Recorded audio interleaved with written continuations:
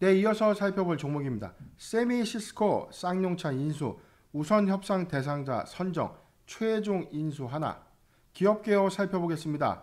2000년 10월 설립, 2011년 11월 코스닥 시장에 상장했습니다. 2분기 현재 1개의 연결 대상 종속회사를 보유하고 있습니다.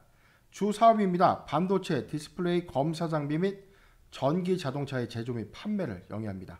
반도체, 디스플레이 공정용 플라즈마 진단 장비, 유리기판 검사 장비, D2C 차량 등이 있죠.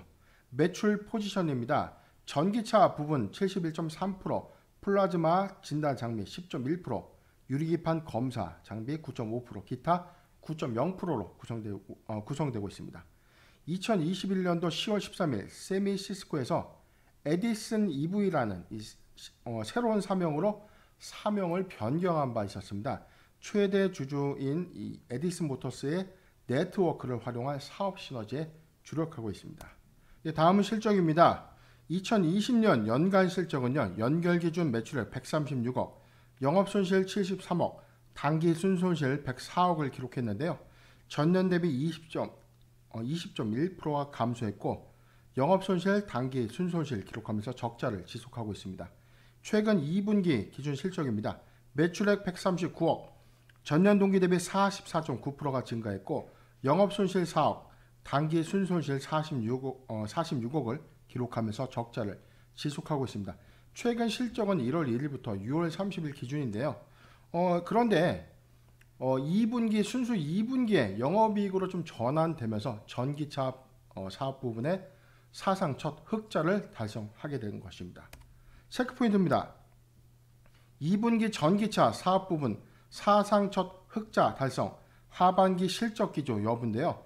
전기차 사업 부분이 2분기 흑자 전환됨에 따라 이 차량용 반도체 수급이 관건이다. 자, 그렇다면 하반기에도 흑자 기조를 유지해 나간다는 어떤 전망들의 어떤 중요한 포인트는 차량용 반도체 수급이 좀 관건이 되고 있는 상황입니다. 신규 사업 진출 4년 만에 사상 최대 매출 기대감도 부각되고 있는 상태입니다. 두 번째입니다. 쌍용차 인수 기대감 부각, 재무적 투자자 유치를 통한 인수 총력. ELBNT 에디슨 모터스와 사실상 2파전으로 압축된 바 있었죠.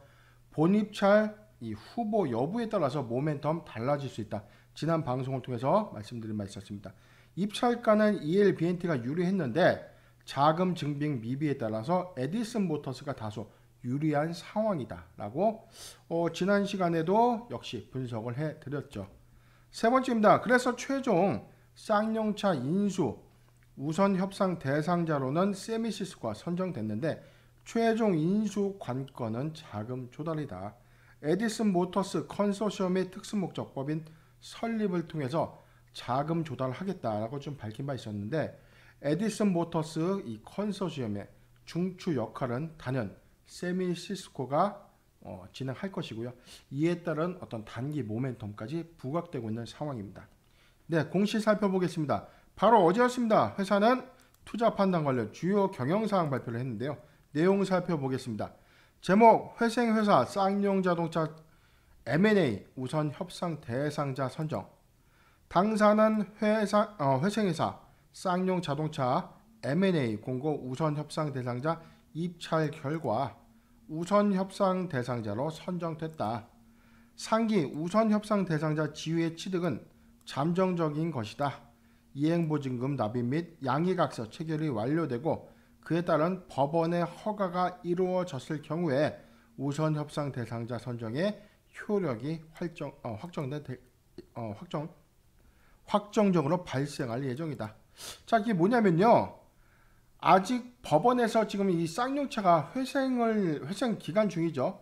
그렇기 때문에 이행보증금을 10월 28일까지 납입하고 이행보증금 15억 5천만 원을 우선 납입하고 나서 10월 28일에 양해각서 체결을 하고 법원에서 최종 허가가 득하게 될 경우에 우선 협상 대상자로서 최종 효력이 좀 발생된 거다. 일단 쌍용차 자체에서는 세미시스코를 우선 협상 대상자로 좀 선정을 한 건데, 자, 법원에서 어떤 회생 인가법인이기 때문에 회생상에서 최종 법원의 어떤 허락을 그때그때 계속 구해야 되는 어떤 상황입니다.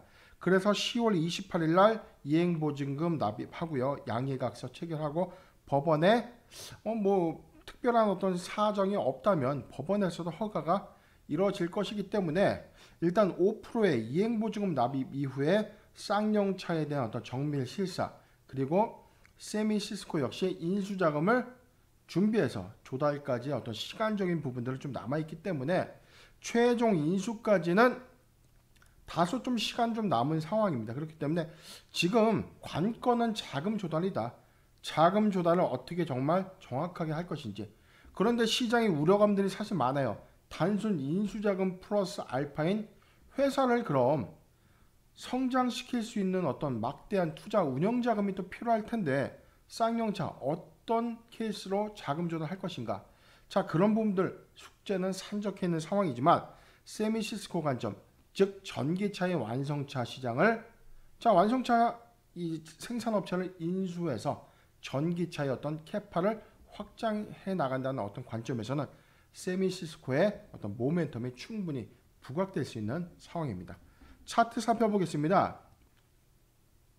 지난 시간부터 제가 세미시스코의 어떤 단기 급등 요인, 에디슨 모터스의 인수 배경 이후에 53,900원까지 무상증자도 있었고요. 그 다음에 단기 급등한 1억에 한해서는 단연 에디슨 모터스의 인수 그리고 전기차 시장으로서의 어떤 캐파 확장 이슈까지 좀 부각이 됐는데 이후에 주가는 상당량 어떤 차익 실현 있으면서 박스권인 23,000원에서 31,000원까지 좀 하단해서 주가 좀 유지가 됐다는 거죠. 자, 그래서 저희가 단기 쌍용차 모멘텀을 우리가 좀 차지하더라도 23,000원에서 31,000원 구간은 좀 매수 유효한 구간이다. 자, 바로 여기였습니다. 그래서 23,000원이 이탈된다고 하더라도 2만원 구간까지는 매수해도 괜찮은 구간이다.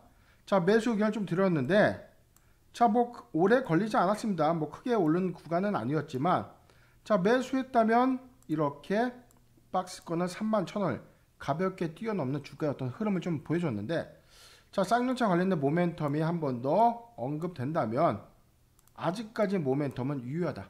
자, 이 관점이다. 그런데 많은 포트 비중을 투자하기보다는 포트 비중을 한 10% 정도 선에서 분할 매수 관점에서 좀 노려보는 게 괜찮지 않겠는가. 왜냐하면 단기 고점 형태의 매물벽이 상당할 것이고요.